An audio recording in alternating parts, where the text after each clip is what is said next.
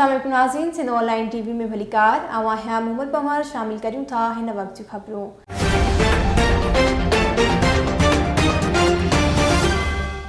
राशिद महमूद सुधारन ते हथ मथे कयो।